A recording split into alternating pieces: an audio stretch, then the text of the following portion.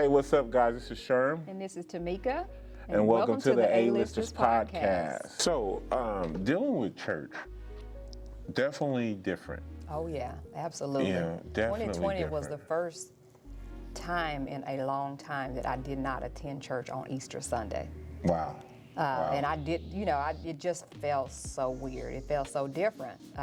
But, we had to do what we had to do. I was still, thankfully, they still had church, Right. But, yeah, that was the first time I had not been to church on Easter. Well, actually, hadn't been to church on any Sunday in a long time, Right. So, church change, I believe now what happened for me is, of course, if you're one of a regular church goer, when COVID happened for me, I just figured, okay, they're doing it virtually, so I'm going to log on here and watch it.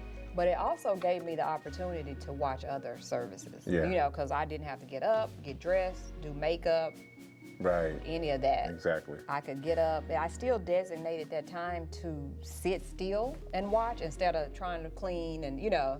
Because sometimes people let things distract them during COVID. It's like now they're doing too much multitasking. Right. I didn't want to compromise me being focused on the word, hearing the word, So I would designate my church time to just sit and listen, even though I could have been moving around, taking my dog on a walk or cleaning, doing dishes or cooking dinner.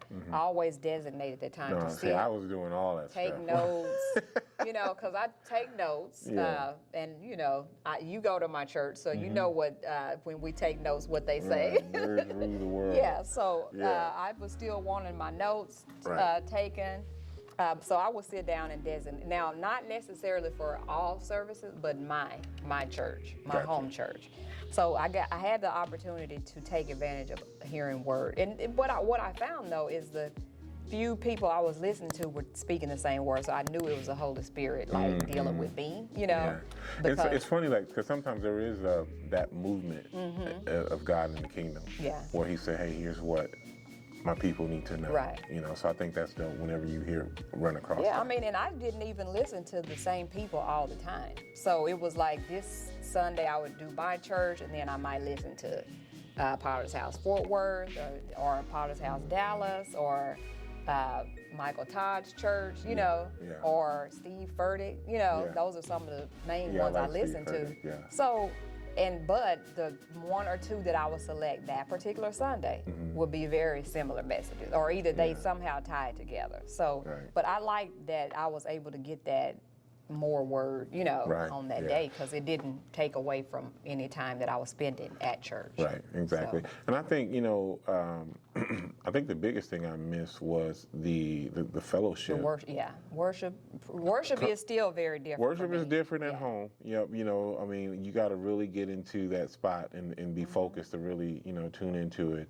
I miss, being in the sanctuary and feeling what everyone else is feeling. Right. There's nothing like when they reach a certain point in a song and you look around and everyone's hands is up and some people are crying and everybody's on one accord, right? Right, and it's like you're in the right place. So that was tough for me. We were doing, we have places at our church, as you know. So we were doing Zoom meetings for the places, which was cool. Every now and then we would, I remember my group, we went to White Rock, and we were the 6 inches. We had our lawn chairs out and we were just hanging out, laughing. They went kayaking. And, so we tried to stay active and do certain things. We would, my group, we actually went up to the church on Sundays. Oh, were y'all the parking lot? Yes. Ministry? Yes, we were out there, had I took my speakers out there, and we would hook our iPads to that on the phone. Kept hearing them talk about the parking lot ministry. Yes, we were out there. It was a good time, just being able to be out there and kind of just be in tune with what was going on, and so it was pretty nice. Yeah, it was pretty nice. So a lot changed with that, and so even coming back to church, I was on a team where we were, having to go through all the different things to get everybody ready, and that was different. Yeah. You know. So so it definitely affected how we did church. You know? Absolutely. You know, and so I think though there are some churches. So did you understand the rules about what size churches could actually have people come back at this time and that, you know, because I thought a lot of the smaller churches didn't even do it. Yeah, I've heard since that some people never stopped going. Yeah. You know, and I thought you couldn't. Like I thought there was a rule at one point where you could not be in the church, but apparently that was not the case because some people said that they were still going, never stopped going. Yeah. But I think too. So how do you feel like church is going? How is it for you moving forward? Will you, when things seem like they're back to as normal as they're going to get, are you going to be in church every Sunday, or are you going to? I mean, I try now to be there every Sunday. You know, that's, you know, I'm not as concerned, you know, about it as I was before, just because, you know, I'm just careful and, you know, so it's just not. It just hasn't happened. Now, I did have a scare. Okay. Where I thought I had COVID. Okay. And let me just tell you, I was hurting. So you didn't have it though? I didn't have it. I thought I had it. Okay. I was scared. Right. So what was My body it? was hurting. I couldn't taste anything. It was something. I don't even know how to explain it. So I ended up going to get tested, and I didn't have it. But oh my goodness. Well, I mean, even the way COVID impacted people individually, because you had some people who would be in the same house. I had some family members who have a large family. 2 or 3 of them had it. One of them didn't even live in the household. It was just, you know, one of the kids.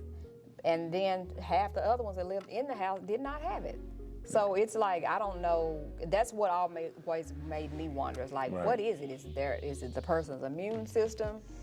Is it just, God already knew a select amount of people were gonna get COVID and some weren't? Because to me, now I didn't expose myself that much, but I knew a few people who did, you know, have COVID.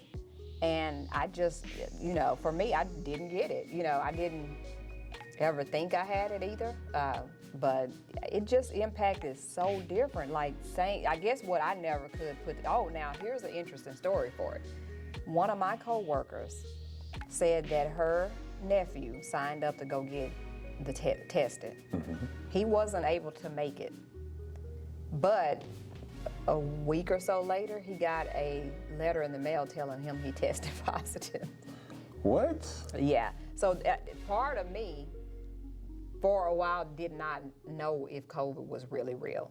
I thought it was real because I almost can swear to you I could go to the grocery store and feel different.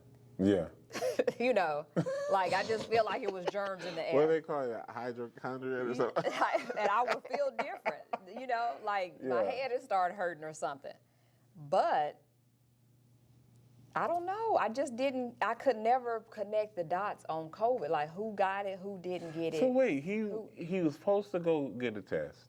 He didn't get the test. He didn't go. He didn't But he show got a up. letter But saying he got a he was positive. So that made me wonder if maybe, and not so much that COVID was real, because I know it was, because I know people who passed away from it. I mean, But I'm wondering if every diagnosis was accurate. Right. Which in this case we know it was not, because he never showed up. Yeah. So I don't know. I'm wondering if, and then it's almost like I believe in the media they said that they were just putting the label COVID on some people who might have really just had the flu or a cold. They just put it as COVID. But how do you send someone who didn't even show up? Yeah. Like that means someone was sitting there, they had so many cases, they just kind of just grabbed. I'm like, I don't know if that was just a fluke. Yeah, that's crazy. Or either somebody was trying to get some funding or something. That's and speaking of funding, finances, I want to kind of highlight a little bit on that because I found during COVID, and I tried to make the best out of the situation that I was in with COVID. So one of the things for me was just the time that I was given. So it gave me an opportunity to get back on my workout routine.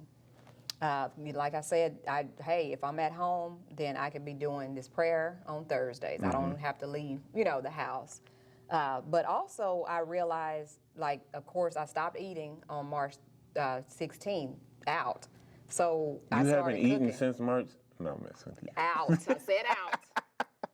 Eating out. I was just playing. Yeah, can't you tell? No. She hasn't. Wow. No. So I had to start cooking, which was something that I wanted to get back to anyway. But because pre-COVID, I was busy.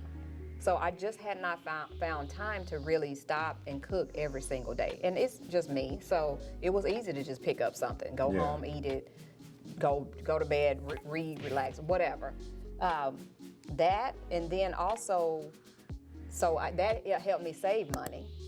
And then also, I periodically might get online when the season changes and buy me a new outfit, But I didn't find that once I got my COVID attire together, which were leggings and a t-shirt, I got me about 3 or 4 pair of leggings, some t-shirts.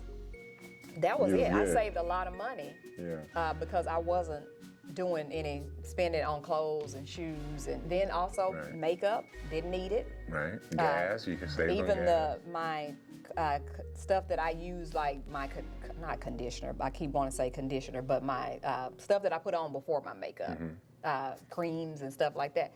I didn't necessarily need them that much because I wasn't going anywhere, you know. So I found myself saving quite a bit, and it got me back in a habit of saving. And then it got to the point to where I was like, well, let me just see how much I can, save now. And so I really got back on a good savings trend. And now it's hard for me to want to go back to want to spend. Especially when you start looking at those numbers in your account, you're like, I don't want nothing to change. Anyway, I mean, COVID allowed an opportunity to make some adjustments for the better, Of course, the stuff that we had no control over, it just happened. So we just had to deal with that. But it did allow more time to reflect on how we can change things for the better.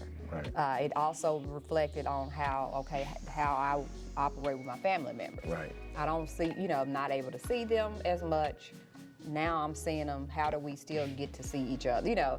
So I feel like it did us some good. Provided some learning experiences. Do you want to talk a little bit about what you learned from COVID? Like you had some opportunities to do some things a little bit different. What did you learn from COVID or 2020? I'm not going to just say COVID, or actually, is there anything else? Whatever. Well, I'll say that the biggest thing for me for 2020 was really about just beginning to trust God. That was the biggest lesson I had was, okay, here's where we trust God. This is where we have to focus on the plan of God and as an individual, what does this mean for me? All right. So if I'm not getting sick, if I haven't died, so what's the purpose? So it made me kind of tune in more on that. I started looking more at ministry opportunities as far as what he wanted me to do online. Like this podcast is one of them. It was birthed from. So just being able to say, okay, so here's what I want to do.